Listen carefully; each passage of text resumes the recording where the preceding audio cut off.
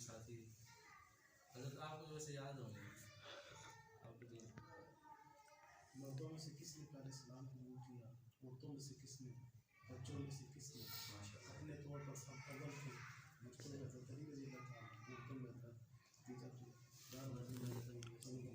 اللہ بچوں میں کھانا کعبہ کی تعلیم کے بارے میں بڑھا کھانا کعبہ کی تعلیم کے بارے میں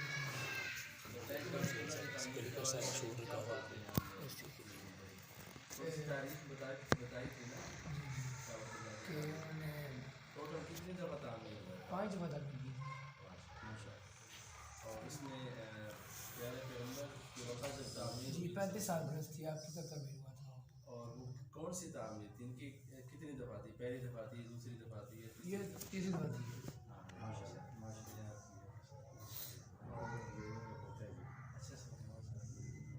شوق سے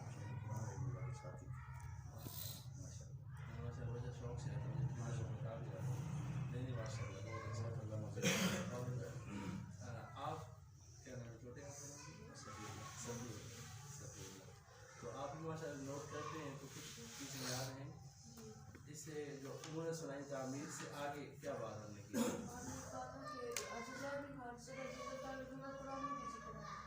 ہاں یہ بات بھی بتائی تھی اور دوسرا یہ بھی بتایا تھا کہ ان کے اسلام کے حوالے سے نا یہاں تک یہ جو کعبۃ اللہ کی تعمیر تک ہم نے کہا تھا وہ زندگی کا وہ حصہ وہ کی نبوت سے پہلے کا ہے وہ یہاں تک مکمل ہوگا. اب دوسری جو کہ ایک پیغمبر کی جو زندگی ہوتی ہے نا اس کا آغاز تو حقیقتاً نبوت ملنے کے بعد شروع ہوتا ہے نا. ویسے 40 سال پہلے زندگی بھی ہے لیکن جو اصل زندگی کا آغاز ہوتا ہے وہ 40 سال کے بعد ہوتا ہے یعنی کہ نبوت ملنے کے بعد ہوتا ہے. یہ ضروری نہیں کہ ہر نبی کو نبوت جو نا 40 سال میں ملتی ہے. دوبارہ پیارے پیغمبر صلی اللہ علیہ وسلم کی زندگی کا جو اصل آغاز ہوا وہ 40 سال یعنی کہ نبوت ملنے کے بعد ہوا. تو اس کو ہم نے تفصیل سے پھر شروع کیا کہ اس کے اندر پھر آپ نے جو ہے چند ہم نے شخصیات کا تذکرہ کیا تھا اور اس میں ہم نے اماں خدیجہ رضی اللہ تعالیٰ عنہ کا تذکرہ بھی کیا تھا اور اس میں ورقہ بن نوفل کا بھی تذکرہ ہم نے کیا تھا. تو آپ رات کو یہ چاہتا ہوں کہ کوشش کرتے ہیں تھوڑا تھوڑا سا اپنا ذہن میں رکھا کریں. اس کا یہ فائدہ ہوتا ہے کہ جب آپ ایک دفعہ پھر پڑھیں گے تو آپ کو مکمل یاد ہوگی اور ایک دفعہ جب سیرت کو مطالعہ کریں گے تو ساری چیزیں خود بخود آ جائیں گی انشاءاللہ. لیکن آج کی جو ہماری کلاس ہے وہ بالکل مختصر سی میں چند ایک باتیں عرض کروں گا. اس کی وجہ یہ ہے کہ ایک تو جو آنے والی شاید جمعے کی کلاس ہے وہ ہمارے شاید البرہان ادارے کی طرف سے ساتھ ہیں میں شاید نہیں ہوں گا. اس لیے میری کوشش ہے کہ میں جو میری ابھی آگے منگل کو کلاس ہوں تو میری کوشش ہے کہ میں تھوڑا سا بھی پڑھ لوں گا منگل تک تو میں وہاں تک پہنچا دوں گا. لیکن جو ساتھی پڑھانے آئیں گے نا جمعے کو وہ بھی وہاں تک آ جائیں گے. مطلب میرے کہنے کا یہ کہ پھر اگلی کلاس کے لیے مجھے مسئلہ نہیں ہوگا. میں اس کے لیے پورا ہفتہ پھر اس کی تیاری بھی کر لوں گا. وہاں پر ظاہری بات ہے کہ بندہ یہاں سے دور جاتا ہے تو مصروفیات ہو جاتی ہیں. اس لیے آج تھوڑا سا ہم تذکرہ کریں گے تاکہ جو ہے ہماری بات کلاس جو ہے اس طرح نہ ہو. میرے ذہن میں تو یہ تھا کہ میں ساتھیوں سے سنوں گا جن حضرات نے مسئلہ یاد کیا اور اس میں سے مسئلہ بچے نے یاد کیا تو اس سے آگے بھی آپ نے مسئلہ یاد کیے. اس سے آگے آپ نے کیا یاد کیا؟ یہ نبوت کے بعد کی زندگی یاد کی تھی. حضرت سعد بن ابی وقاص جہاں پہ اختتام ہوا تھا انہوں نے اسلام لایا تھا. حضرت خالد بن ولید رضی اللہ تعالیٰ نے ان کے والد نے خانہ کعبہ کی تعمیر کی تھی گرایا تھا ان کو آگے بڑے تھے بیٹیاں لے کر. تعمیر کے حوالے سے یہ بات ہوئی تھی ماشاء اللہ. یہ مین اچھا اس میں انہوں نے جو ہے نا یعنی سب سے پہلے جو بیلچہ وہ تو آپ نے بتا دیا خالد بن ولید رضی اللہ عنہ کے والد نے اٹھایا تھا نا تو انہوں نے اس میں کوئی بات کہی بھی تھی. جی اللہ نے دعا کی تھی اللہ تعالیٰ سے کہ ہم یہ خیر کا ارادہ کر رہے ہیں تو اس میں کوئی مسئلہ نہ ہو. تو انہوں نے ہمارا برائی کا اس میں ارادہ نہیں کیونکہ وہ تو کعبۃ اللہ کی یعنی کہ تعظیم تو ان کے دل میں بیٹھی ہوئی تھی. جب انہوں نے اٹھایا تو جب گرانا شروع کیا تو اس رات کے بعد انہوں نے کہا کہ اگر ان کو کچھ نہ ہوا تو ہم بھی صبح ان کے ساتھ گرائیں گے. تو ان کو رات کو کچھ نہیں ہوا تھا تو صبح سب نے مل کے وہ کام کیا تھا. اور انہوں نے اس میں حرام کے کمائی نہیں لگائی تھی. یہ کن کا مشورہ تھا یہ کہ اگر بتانا چاہے نہیں یہ جو مشورہ دیا تھا کہ اس کے اندر حرام اور اس طرح کی آمدنی اس میں نہ لگے یہ کنہوں نے مشورہ دیا؟ قریش میں وہ تو سارے جمع تھے نا اس میں یہ مشورہ دینے والے کون تھے کوئی یاد ہے؟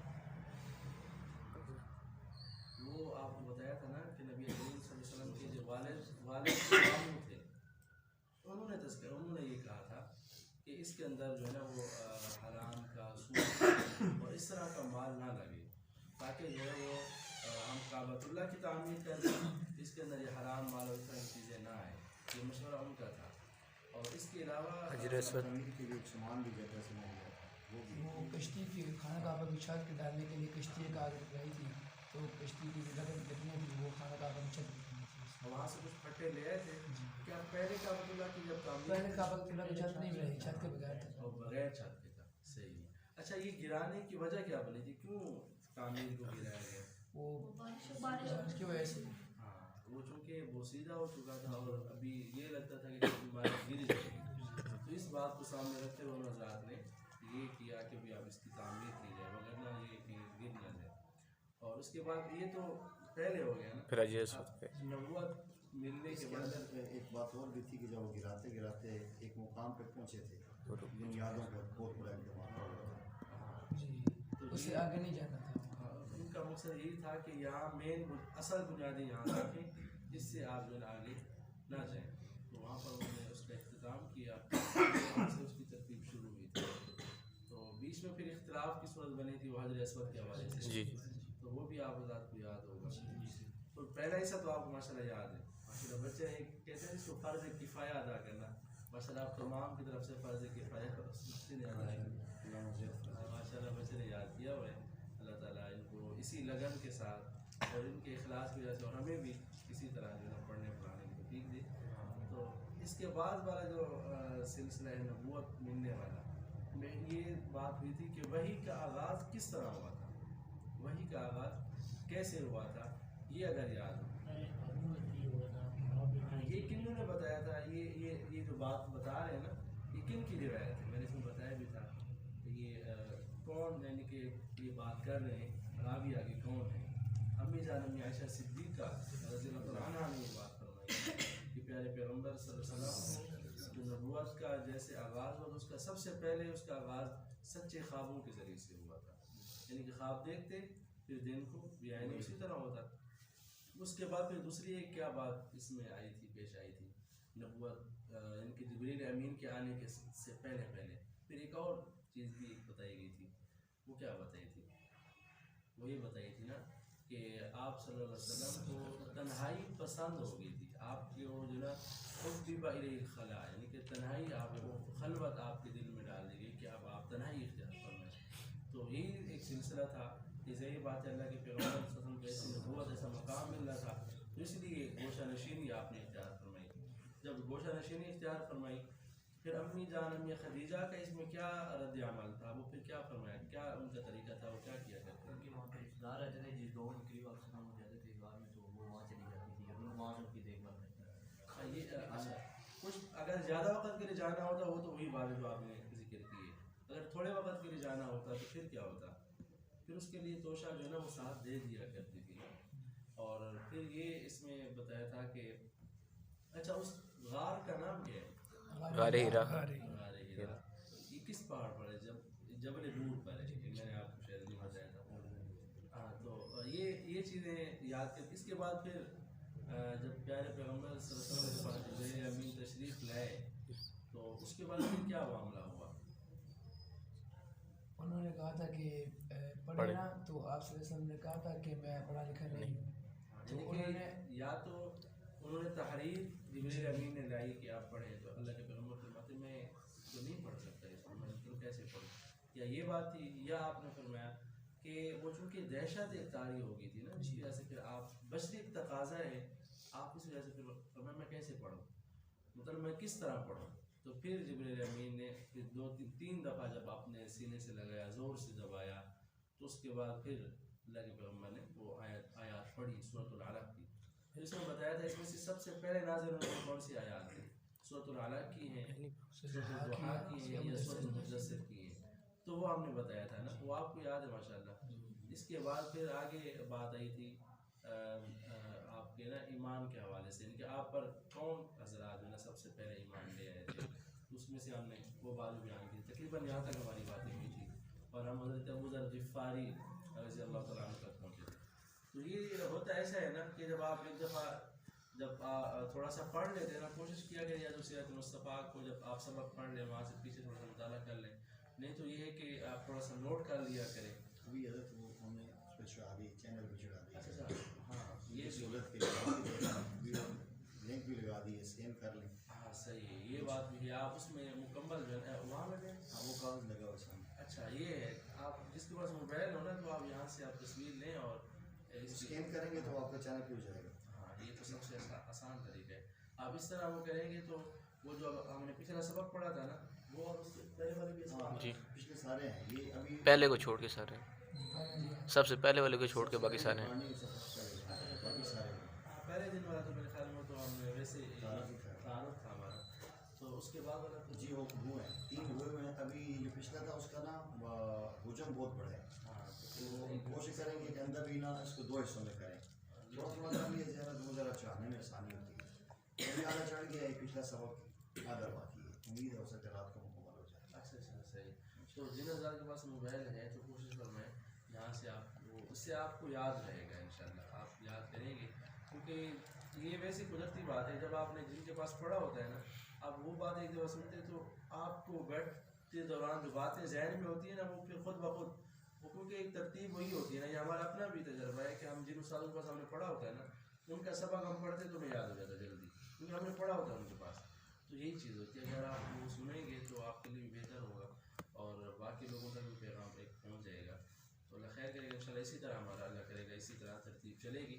اور آج تو بس وہی تلاوت اور نعت کی ترتیب بناتے ہیں اور بیچ میں چند شخصیات کا تذکرہ کرتا ہوں اور 2-3 باتیں ضروری باتیں ہیں وہ بات انشاءاللہ ہم بیان کریں گے اور انشاءاللہ پھر ہم اپنی نماز کا اہتمام کریں گے. تلاوت کے لیے السابقون الاولون کہ وہ شخصیات جنہوں نے سب سے پہلے اسلام قبول کیا اور اسلام کے دامن میں آتے رہے.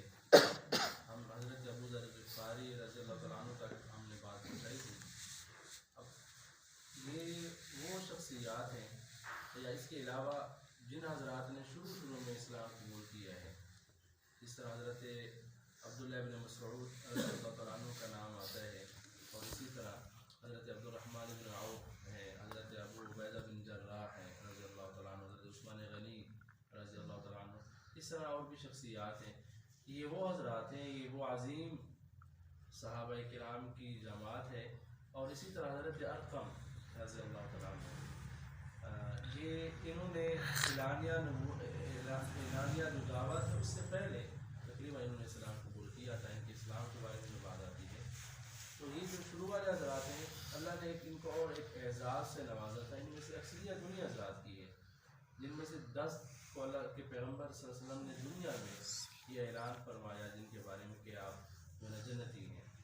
حضرت عمر فاروق رضی اللہ تعالیٰ عنہ اگرچہ ان کا اسلام تھوڑا سا تاخیر کا ہے لیکن یہ ہے کہ اللہ نے ان کو ایسا مقام اعزاز دیا کہ اگرچہ تھوڑا سا تاخیر سے آئے ہیں لیکن اعزاز ان کا بہت اعلیٰ ہوا.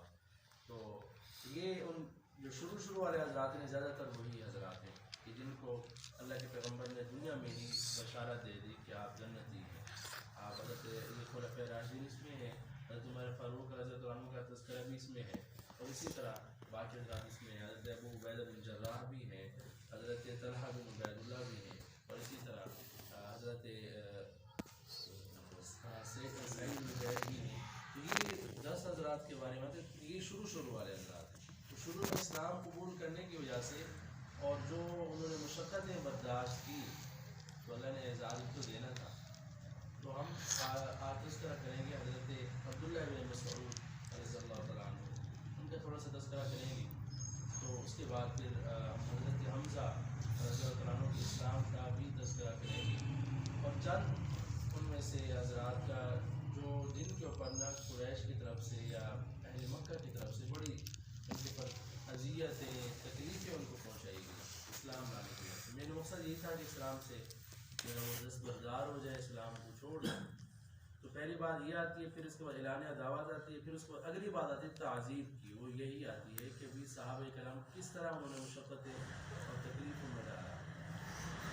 حضرت عبداللہ بن مسعود وہ عظیم صحابی ہیں کہ اللہ نے ان کو ایسا اعزاز سے نوازا کہ جن کے بارے میں پہلے پیغمبر نے ارشاد فرمایا کہ وہ 4 لوگ جن کے بارے میں فرمایا کہ آپ نے قرآن پاک ان 4 لوگوں سے سیکھنا ہے، ان میں سے حضرت عبداللہ بن مسعود بھی ہیں، اور یہ ایسے عظیم صحابی ہیں. ہم حنفی ہیں الحمدللہ، تو ہمارے فقہ حنفی کی جو بنیاد ہے وہی حضرت عبداللہ بن مسعود رضی اللہ عنہ ہے. ان کے بارے میں آتا ہے کہ یہ ویسے بظاہر بہت کمزور تھے، بہت کہتے ہیں اس طرح پنڈلیاں ایسی جس طرح بچے کی ہوتی ہیں، بالکل بہت کمزور، نحیف، بہت کمزور تھے. لیکن علمی لحاظ سے ان کا مقابلہ جو ہے نا وہ بہت بڑے حضرات تک ان کا انتخاب آتی ہے، بڑے اللہ نے ان کو مقام دیا. تو ان کے بارے میں آتا ہے کہ انہوں نے اسلام کس طرح قبول کیا، وہ خود بیان فرماتے ہیں. وہ کہتے ہیں کہ یہ اللہ کے پیغمبر کے گھر کے قریب ایک رہتا تھا عقبہ بن معیط. یہ اللہ کے پیغمبر کا جس کو ہمسایہ کہا جائے، ہمسایہ بھی تھا، پڑوسی بھی تھا، لیکن سخت ترین دشمنوں میں سے تھا. اور حضرت عبداللہ بن مسعود اس کے غلام تھے. ہم یہ دیکھیں غلام ہیں، لیکن کہتے ہیں کہ میں بکریاں چرا رہا تھا اور بکریاں بھی پہاڑوں پر چرا رہے تھے. تو اتنے میں نے دیکھا کہ حضرت پیارے پیغمبر ہیں اور حضرت ابوبکر صدیق ہیں میرے پاس تشریف لائے. اور پھر حضرت ابوبکر صدیق نے فرمایا کیا آپ کے پاس جو ہے بکری ایسی ہے جس کا دودھ لیا جائے، نکالا جائے؟ تو انہوں نے عرض کیا کہ یہ میری تو نہیں ہے، یہ میرے مالک کی ہے، میں اس کی اجازت کے بغیر تو نہیں دے سکتا. پھر پیارے پیغمبر نے ارشاد فرمایا کہ ایسی بکری آپ لیں جس کو جو دودھ ہی نہیں دیتی، یعنی کہ ابھی چھوٹی سی بچی جس کو کہا جائے نا، ابھی اس عمر تک نہیں پہنچی تو اس نے دودھ ہی دینا. تو کہتے میں لے گیا، پیارے پیغمبر نے اس کو وہ یعنی کہ برکت کی دعا کی تو اس کے اندر اس کے تھنوں میں دودھ آ گیا بہت زیادہ. تو پھر یہ اللہ کے پیغمبر کا معجزہ اس پر ظاہر ہوا. حضرت ابوبکر صدیق رضی اللہ عنہ نے دودھ اس میں نکالا، آپ نے بھی پیا، حضرت ابوبکر صدیق نے بھی پیا، حضرت عبداللہ بن مسعود نے بھی پیا. تو اس کے بعد وہ کہتے ہیں کہ میں پھر اللہ کے پیغمبر نے دوبارہ خطاب کیا اور فرمایا، اسی بکری سے کہا کہ یا اسی تھنوں سے کہا کہ آپ اپنے جگہ پہ سپڑ جائے، اسی طرح ہو جائے. تو بالکل بیان اسی طرح ہو گئے. تو کہتے ہیں میں نے سوچا کہ یہ عام بات نہیں ہے، یہ کوئی عظیم شخصیت ہے. تو پھر پیارے پیغمبر نے دعوت دی مجھے کہ میں نے ان کی دعوت کو قبول کیا. الحمدللہ میں نے اسلام کو قبول کیا اور میرا اسی طرح میں نے الحمدللہ اپنا اسلام لایا ہے. اور ان کے بارے میں یہ بھی آتا ہے کہ جب انہوں نے اسلام قبول کیا تو اس کے بعد انہوں نے جس طرح حضرت ابوذر غفاری کے بارے میں آتے ہیں، مولانا محمد مکی اجازی صاحب بیان فرماتے ہیں کہ یہ جس طرح حضرت ابوذر غفاری کا ہم نے پڑھا تھا کہ انہوں نے اعلان جا کر کے اس طرح جو ہے پیغام دیا، لوگوں کو بتایا کہ میں مسلمان ہو چکا ہوں. حالانکہ ابھی تو یہ دعوت کا سلسلہ شروع نہیں ہوا تھا، لیکن انہوں نے بتایا تو ان کو بڑی مشقتیں اور تکلیفوں سے وہ اٹھا رہے تھے. تو کہتے ہیں انہوں نے بھی اسی طرح کیا، اپنے اسلام کا اظہار اسی طرح کیا. تمہارا اللہ نے ان کو بڑا مقام سے نوازا. اور پھر جو زیادہ جن کا تذکرہ ہم نے حضرت حمزہ رضی اللہ عنہ جن کا اسلام بڑا عظیم ہے، جنہوں نے اسلام قبول کیا اور اللہ کے پیغمبر کے عظیم چچا بھی ہیں اور اللہ کے پیغمبر کے ساتھ ان کا رضائی تعلق بھی ہے، ان کے رضائی بھائی بھی ہے، تو اتنا قریبی رشتہ ہے اور اللہ کے پیغمبر سے محبت بھی ہے. تو آپ کے چچا ہونے کے ساتھ ساتھ جو ہے محبت بھی تھی. تو کہتے ہیں اب اللہ کے پیغمبر نے اعلانیہ یہ اس وقت تو کیونکہ جو خفیہ تھی وہ تو 3 سال تک تھی نا.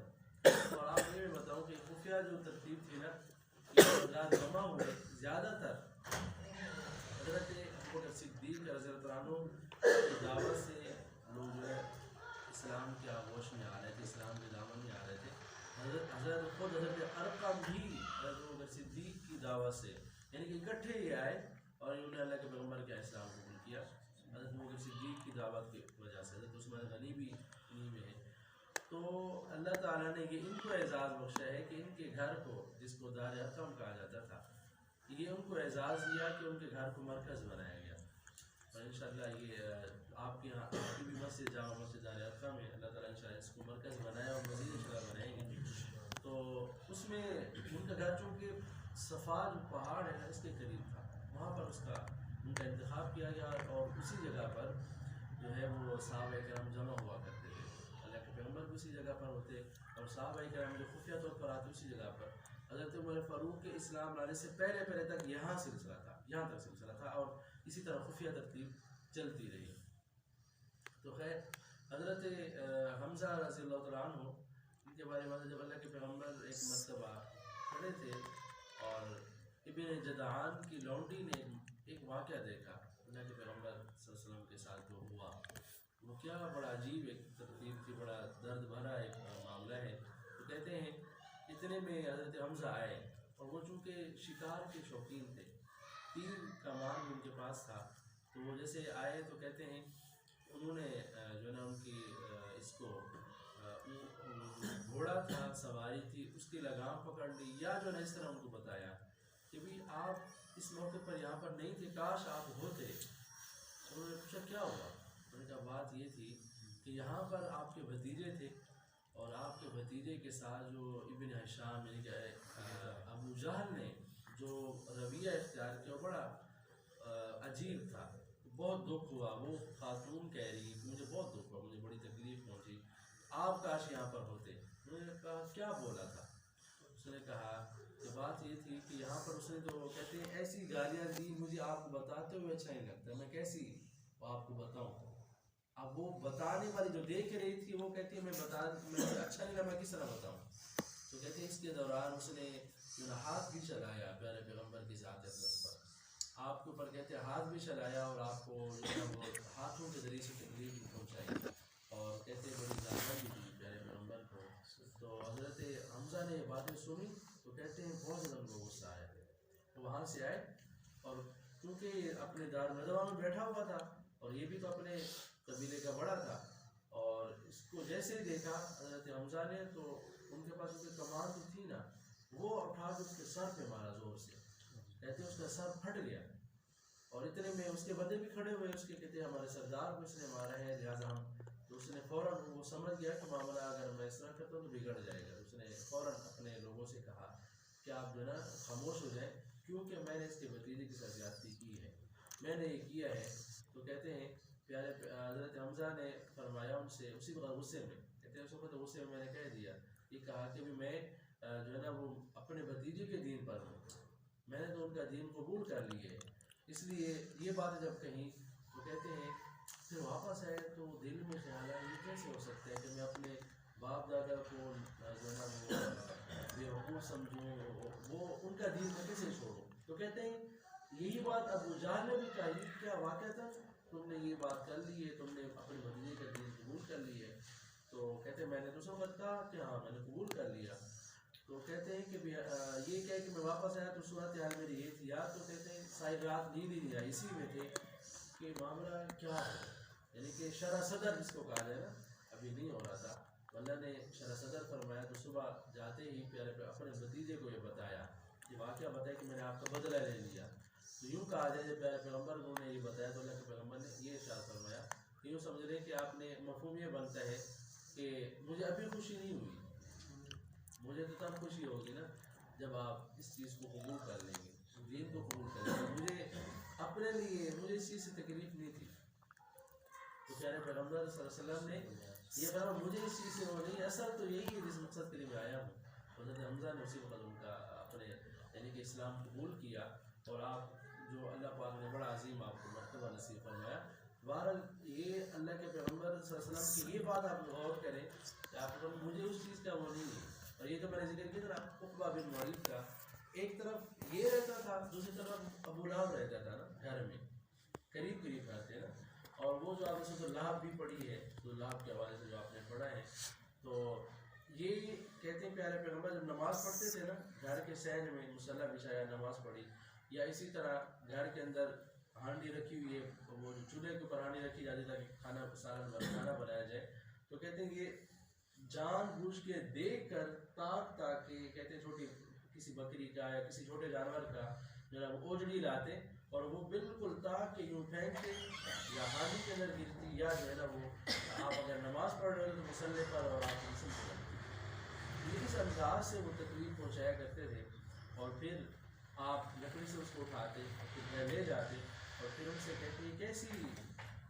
ہمسائیگی ہے، یہ کس طرح ایک پڑوس ہے کہ اس چیز کا بھی لحاظ نہیں کیا جا رہا، آپ اس چیز کا بھی لحاظ نہیں کرتے۔ تو کہتے ہیں اتنی زیادہ تکلیفیں پہنچاتے تھے اللہ کے پیغمبر کو، بہت زیادہ تکلیفیں پہنچاتے تھے، لیکن اس کے باوجود اللہ کے پیغمبر نے ان کے لیے اسی طرح دعائیں مانگی ہیں، اور اگر وہ ان میں سے اسلام قبول کر لیتے تو بڑا خوشی کا اظہار فرماتے، کبھی بھی یہ ان سے نہ کہتے کہ تم نے تو میرے ساتھ یہ کیا تھا۔ آج کل ہمارے ساتھ ہمارا کیا ہوتا ہے معاملہ، ہم اگر کسی کے ساتھ اگر کسی نے بالفرض کی زیادتی کر لی ہو اور وہ شرمندہ ہو پشیمان ہو تو آتے ہیں تو ہم اس کو پہلے وہ 100 باتیں یاد دلاتے ہیں کہ تم تو اس طرح تھے۔ تو یہ جو سیرت پڑھنے کا مقصد ہے ان چیزوں پر غور کرنے کا ہے کہ ہم ان چیزوں کو اپنائیں، وہ چیزیں ہمارے اندر آئیں، پھر جا کر کے ہمارے لیے ایک جو ہے نا وہ کامیابی ہے۔ اور اسی طرح یا جس کو کہا جائے ہمارے اندر اسلام تو ہے، اس کی روح نہیں ہے، روح آئے گی تو طاقت ہوگی نا، بغیر روح کی تو طاقت نہیں ہے۔ جس طرح اگر کسی کے سامنے آپ جو ہے نا وہ جو سانپ بنا ہوا پھینک کے بتائے بغیر یوں محسوس ہو کہ اوریجنل ہے اصلی ہے، ہر بندہ ڈر جائے گا، لیکن جب اس کو پتہ چلے گا کہ یہ تو صحیح نہیں ہے، یہ تو اوریجنل نہیں ہے، یہ تو ایسے پلاسٹک کا بنا ہوا ہے، وہ تو ڈر ختم ہو جائے گا، کیوں اس کو پتہ چلے گا اس کے اندر روح نہیں ہے۔ تو ہمارے اسلام، ہم اسلام کی بات نہیں کرتے لیکن ہمارے اسلام میں ہمارے اندر روح نہیں ہے، تو اس لیے یہ تب آئے گی روح، یہ تب مضبوط اور تب اس کے اندر قوت آئے گی جب ہم پیارے پیغمبر کی اس زندگی کو پڑھیں گے، اس کے بعد وہ باتیں نوٹ کریں گے کہ آپ نے ان کے ساتھ پھر کیا کیا، پھر اس طرح کرنا ہوگا۔ اگر ہم اس طرح کریں گے تو پھر کامیابی ہے۔ تو اس کے بعد آپ نے جب پھر اللہ تعالیٰ کی طرف سے پھر پیغام آیا، جب آپ اعلانیہ طور پر نبوت کا اپنی دعوت کا آغاز فرمائے، یہ 3 سال گزرنے کے بعد پھر آپ نے اس سلسلے کا آغاز کے قرآن پاک کی جب آیت نازل ہوئی وَأَنذِرْ عَشِيرَتَكَ الْأَقْرَبِينَ، اپنے قریبی جو رشتے دار ہیں ان کو آپ بتائیں، ان کو دعوت دیں، ان کو پیغام پہنچائیں۔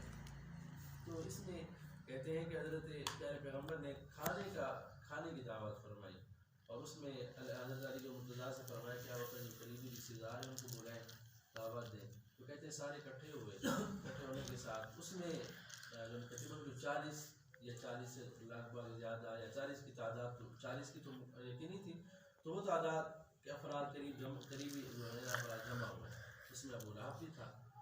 اب یہ اللہ کے پیغمبر نے حضرت علی کو مرتضیٰ سے فرمایا تھا گوشت تھا، اور دوسرا ایک جو ہے نا وہ دودھ کا پیالہ، یعنی کہ اتنا کھانا تھا جو ایک بندے کا ہوتا ہے، ایک بندے جتنا کھا لیتا ہے نا اتنا ہی کھانا تھا۔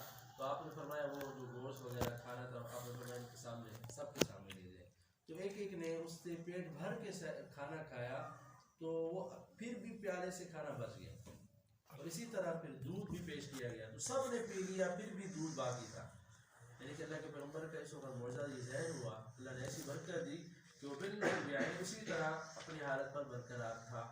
تو اس اللہ کے پیغمبر بات کرنا چاہ رہے تھے، جو پیغام تھا دعوت دینا چاہ رہے تھے، اس سے پہلے ہی ابو لہب نے ایسی ایک بات کر دی، اس نے کہا کہ لگتا ہے کہ آج ہمارے بھتیجے نے نعوذ باللہ ثم نعوذ باللہ کھانے پر ایسا یا ہمارے پر ایسا جادو کر دیا کہ ابھی تک کھانا جو تھوڑا سا تھا وہ ہم سب نے کھا لیا، یعنی کہ اس کے اوپر ایسا جادو کیا ہے۔ تو اس انداز سے جب اس نے باتیں کی، جس کو کہتے ہیں نا ماحول معاملے کو یا پروگرام کو خراب کرنا، وہ اس طرح اس نے ماحول کو خراب کیا، لوگ منتشر ہو، کسی نے بات نہیں سنی، پھر چلے گئے۔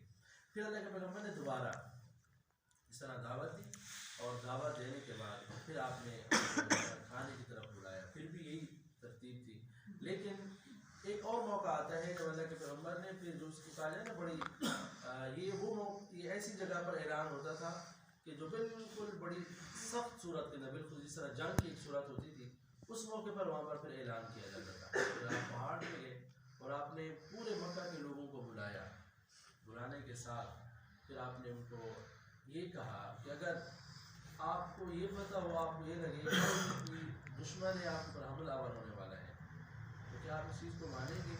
انہوں نے کہا کہ بالکل، اس لیے کیونکہ آپ کی زندگی میں ہمارے درمیان گزری ہے، آپ کی زبان سے جھوٹ نہیں نکلا۔ تو جب اللہ کے پیغمبر نے یہ فرمایا، اس کے بعد پھر آپ نے جب دیکھ لیا کہ آپ یہ اس طرح کی بات کر لیں، آپ نے فرمایا قولوا لا الہ الا اللہ تفلحوا۔ اب یہ جو اعلان تھا نا، اس اعلان کے ساتھ ہی اب بڑی قریش کے اندر تبدیلی آئی، یعنی کہ وہ جو ان کا رد عمل تھا وہ شدید تر ہو گیا۔ اللہ کے پیغمبر کا یہ اعلان گیا کہ تم یہ کہہ دو کہ صرف ایک وحدہ لا شریک ذات ہے، اس کے علاوہ کوئی اور خدا نہیں ہے، خدا کی ذات صرف وہی ہے۔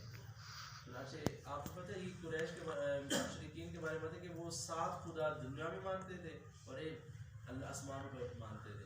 ان کے بارے میں یہ بھی آتا ہے کہ ان سے جب پوچھا جاتا کہ ان میں سے بڑا کون ہے تو کہتے 7 نیچے جو ہے نا یہ چھوٹے ہیں اور جو سب سے بڑا خدا ہے وہ آسمان پر ہے. تمہارا وہ اس چیز کا اقرار تو کرتے تھے, میں نے پہلے بھی بتایا تھا کہ اللہ کی ذات کا تو وہ اقرار کرتے تھے, انکار نہیں کرتے تھے, البتہ شریک کرتے تھے. تو اللہ کے پیغمبر نے جیسے اعلان فرمایا تو اس موقع پر پھر ابو لہب نے جملے بولے تو ایسے خطرناک جملے تھے کہ اللہ تعالیٰ نے اس وقت پھر ان کا جواب نازل فرمایا. اور اس نے اس طرح بھی آتا ہے کہ اس نے کہا تبت لاکا, نعوذ باللہ, اس طرح بھی کہا یا یہ کہا تبت یداکا الہذا جماعتنا, کہ نعوذ باللہ آپ کے ہاتھ ٹوٹ جائیں, یعنی کہ آپ رسوا ہو جائیں, نعوذ باللہ, کہ آپ نے ہمیں اس مقصد کے لیے جمع کیا تھا. تو پیارے پیغمبر کو اس انداز اس نے یہ باتیں کی, مطلب یہ کہ وہ یہ کہنا چاہ رہا تھا کہ آپ رسوا ہو جائیں, آپ کے ہاتھ ٹوٹ جائیں. اس طرح کی باتیں جب کہی تو پھر اللہ تعالیٰ نے پھر آیات نازل فرمائی اور یہ فرمایا تبت یدا ابی لہب وتب.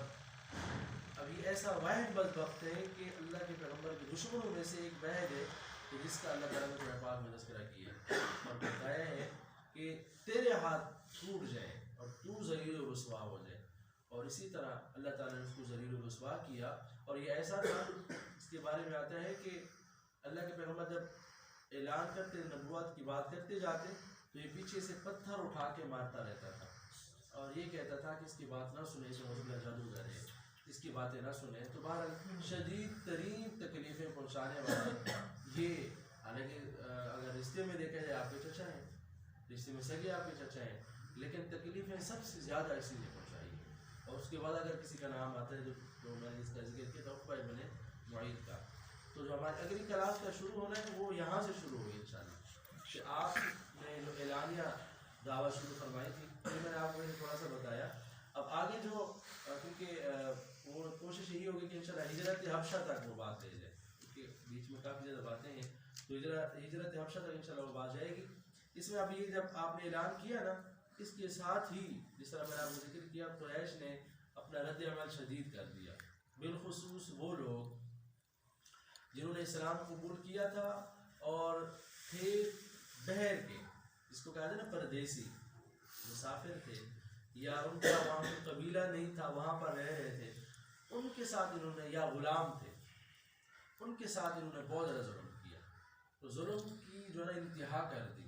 حضرت بلال حبشی رضی اللہ عنہ کا تو آپ میں سے ہر ایک کو واقعے کا پتہ ہے کس انداز سے ان کے اوپر ظلم کیا جاتا رہا, کیونکہ وہ غلام تھے. البتہ قریش کے حوالے سے جو بات ہے, قریش جس طرح یہ نزاعت کا تذکرہ کیا وہ حضرت قریش میں سے تھے, صرف حضرت ابو ذر غفاری کے علاوہ. تو ان کو تو قریش کے علاوہ کسی کی جرأت نہیں تھی وہ کچھ بات کر سکے, کیونکہ قبیلہ تو تھا نا, اس حوالے سے تو کسی کی جرأت نہیں تھی.